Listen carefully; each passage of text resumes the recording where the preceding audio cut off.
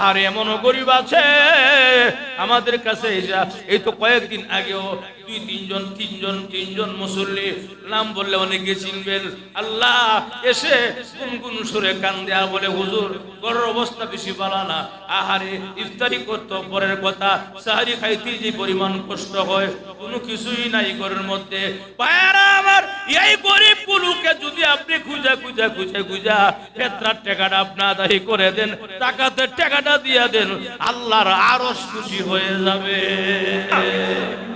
ঠিক কিনা? মায়ুহমা আলাইহা ফি নারি জাহান্নাম ফাতুকুয়া বিহা জিবাহুহুম ওয়া জুনুবুহুম ওয়া যুহুরুহুম হাযা মা কানাসতুম লিআনফুসিকুম ফাযুকু মা কুনতুম তাকনিজুন। আল্লাহ বলেন, যারা জমায়ে রাখবে সম্পদ, যারা সম্পদকে কি করবে, নিজের আয়ত্তে রাখবে, এগুলো গরিবের হকটা আদায় করবে না, আল্লাহ অবশ্যই তাদেরকে পাকড়াও করবেন, কোনো সন্দেহ নাই। যখন ঠিক কিনা? এই জন্য কিয়ামতের মাঠে আল্লাহ কি কইব, আমারে খাওয়ান দেও নাই কেন, আমারে পানি দেও নাই কেন, আমার ইফতারি খাওয়াও নাই কেন? সুবহানাল্লাহ কইতেন না?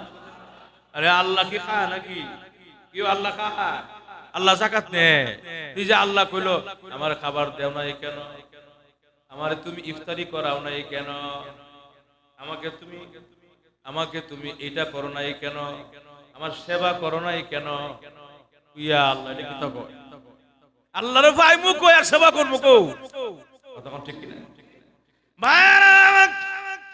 কেমনে সেবা করা হবে খুব গভীর মনোযোগ দিয়ে বুঝতে হবে। আল্লাহ কিয়ামতের কঠিন ময়দানে বলবেন, তুমি আমাকে ইফতারি করাও নাই কেন, আমাকে পানি পান করাও নাই কেন, আমাকে তুমি সেবা করো নাই কেন? এই কথাগুলোর মানে কি আগে বুঝতে হবে ভাইয়েরা আমার। আমাদের কাছে অনেক গরিবরা, অনেক এতিমরা এসে দরজায় দাঁড়ায়া বলে, আমাকে কিছু খাবার খাওয়ান। আরো জোরে কার? এই লোকগুলো যখন দাঁড়ায়া বলে দরজার সামনে, আমাকে কিছু খাবার খাওয়ান, আমি অনেক ক্ষুধার্ত, এমনি দেখা যায় লোকটা এরকম বাড়িওয়ালা বের হয়ে অথবা কোনো লোক বের হয়ে ঘর থেকে ধাক্কা দিয়ে বের করে দিয়েছেন। একবার বলেছে যায় না, দুইবার বলেছে যায় না, তৃতীয়বারের সময় ধাক্কা দিয়ে ঘাট ধরে ধাক্কা দিয়ে বের করে দিয়েছেন। আল্লাহ কিয়ামতের কঠিন ময়দানে আল্লাহ রাব্বুল আলামিন বলবেন, ওই যে গরিব ইয়েতিম তোমার দরজার সামনে গিয়ে দাঁড়ায় বলছিল খাবার দাও, পেটে কোনো খাবার নাই, তুমি কেন তাকে খাবার দাও নাই, কেন তাকে আপ্যায়ন করো নাই? যদি ওই দিন তাকে ইয়েতিমকে তুমি আপ্যায়ন করতে, খাবার খাওয়াইতে, ক্ষুধার্ত ব্যক্তিকে খাবার খাওয়াইতে, স্বয়ং আমি আল্লাহকে খাবার খাওয়ানো হতো। ভাইয়েরা আমার, এইভাবে আল্লাহ বলবেন, আমাকে পানি পান করাও নাই কেন? এরকম ভাইয়েরা আমার, এরকম দুনিয়াতে যখন কোনো পিপাসার্ত ব্যক্তি পানি পান করতে আসে, আপনার কাছে পানি আছে, মরুভূমি এলাকায় অথবা দূর দূরান্ত এলাকায়, দোকানপাট নাই, বাড়িঘর নাই, আপনার কাছে পানি আছে, লোকটা পানি চেয়েছিল, পানি দেন নাই। কিয়ামতের কঠিন ময়দানে আল্লাহ রাব্বুল আলামিন বলবেন, আমাকে পানি পান করাও নাই কেন? প্রভু, আপনাকে পাবো কোথায়, পানি পান করাবো কোথায়? আপনাকে তো দেখি নাই গো আল্লাহ, দেখাও তো সম্ভব না। যেখানে মুসা আলাইহিস সালাম বলছিলেন, প্রভু গো আমি তোমাকে দেখতে চাই, আপনি সরাসরি কোরআনে আয়াত দিয়ে জানায়া দিলেন, লান তারানি, আমাকে কখনো কেউ দেখতে পারবে না। এই জন্য আল্লাহ তোমাকে পাবো কোথায় আর পানি পান করাবো কোথায়? আল্লাহ বলবেন, ওই যে মরুভূমি এলাকায় একজন পিপাসার্ত ব্যক্তি তোমার কাছে পানি চেয়েছিল, পানি কেন পান করাও নাই? ওই দিন তাকে পানি পান করাইলে আমি আল্লাহকে পানি পান করানো হতো। সুবহানাল্লাহ, জোরে কার? মায়েরা আমার, এই জন্য আমার তেলাওয়াতকৃত আয়াতে আল্লাহ রাব্বুল আলামিন বলেন, ফাআম্মাল ইয়াতীমা ফালা তাকহার, ইতিমদেরকে ধমক দিয়েন না, ইতিমদেরকে তাড়ায়া দিয়েন না। ইতিমদেরকে ভালোবাসতেন আমাদের নবী, আমার নবী স্বয়ং নিজে ইতিম ছিল। সুবহানাল্লাহ, আমার নবী স্বয়ং ইতিম ছিল। নবীজি বলেন, আমি নিজে ইতিম, আমি দুনিয়াতে আসার আগে আমার বাবা দুনিয়া থেকে বিদায় হয়ে গেছে, আমি দুনিয়াতে আসার 6 মাস পরে আমার মা দুনিয়া থেকে বিদায় হয়ে গেছে। বাবা হারাইলাম দুনিয়াতে আসার আগে, আমার মা হারাইলাম 6 মাস বয়সে। আমার মতো এতিম কেউ নাই, আমার ভাই নাই, আমার বোন নাই, আমার কেউ নাই। আমি গরিব, আমি অসহায়। আমি এরকম ভাবে আমার আদর করার মতো কেউ নাই, আমাকে লালন পালন করার মতো এরকম কেউ ছিল না। কিন্তু দাদা আব্দুল মুত্তালিব তার চাচারা ছিল বিদায়। ভাইয়েরা আমার, যাই হোক, এই জন্য ভাইয়েরা আমার, আল্লাহ রাসূল বলেন, আল্লাহর রাসূল বলেন, আমি ছিলাম এতিম, এতিমদেরকে কেউ ধমক দিও না। সম্ভব হলে এতিমকে মাথায় হাত বুলাইয়া দিও। মাথার মধ্যে যদি কেউ হাত বুলাইয়া দেয়, তার হাতের মধ্যে যতগুলো চুল লাগবে এতগুলো পর্যন্ত মহান আল্লাহ তাকে সওয়াব দিয়ে দিবে।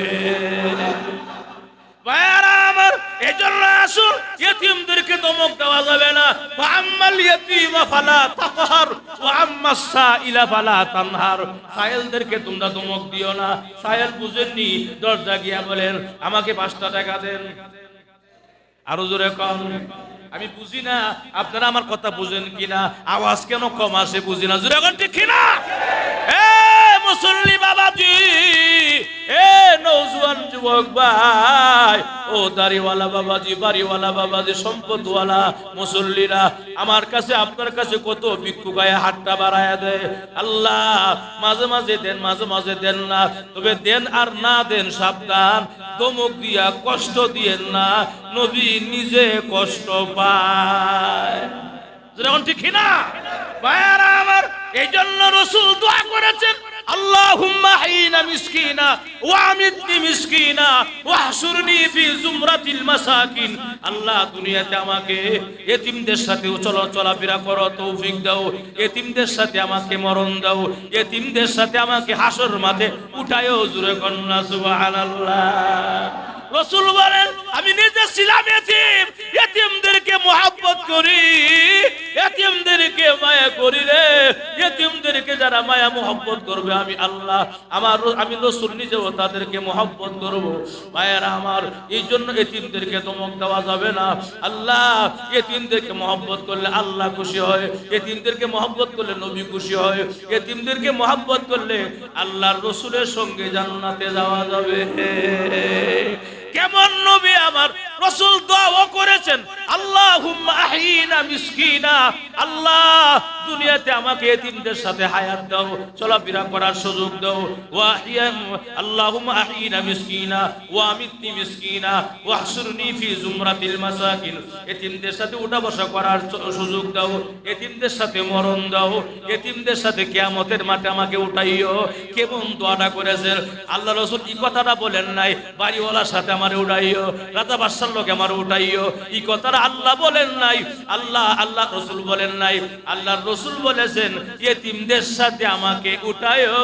তার মানে এতিমদের মর্যাদা অনেক বেশি, এতিমদেরকে রাসূল নিজে ভালোবাসতেন। জোরে কোন ঠিক কিনা ভাইয়ারা আমার, এই জন্য কষ্ট হইলেও তোর মতো আমার কাছে কে যাকাতটা পাবে এটা আদায় করে দেওয়া, ফিতরাটা ঠিক মতো আদায় করে দেওয়া। ফিতরাটা আপনার ফিতরা ঠিক মতো আদায় করলে গরিব খুশি হয়ে যায়, অসহায় লোকটা খুশি হয়ে যায়। আর এমনও গরিব আছে আমাদের কাছে, এই তো কয়েকদিন আগেও 2-3জন মুসল্লি, নাম বললে অনেকে চিনবেন, আল্লাহ এসে গুনগুন সুরে কান্দে আর বলে, হুজুর ঘরের অবস্থা বেশি ভালো না, আহারে ইফতারি করতে পরের কথা, সাহারি খাইতে যে পরিমাণ কষ্ট হয়, কোনো কিছুই নাই ঘরের মধ্যে। পায়রা আমার, এই গরিব গুলোকে যদি আপনি খুঁজা ফিতরার টাকাটা আপনি আদায় করে দেন, টাকাতে টাকাটা দিয়ে দেন, আল্লাহর আরশ খুশি হয়ে যাবে।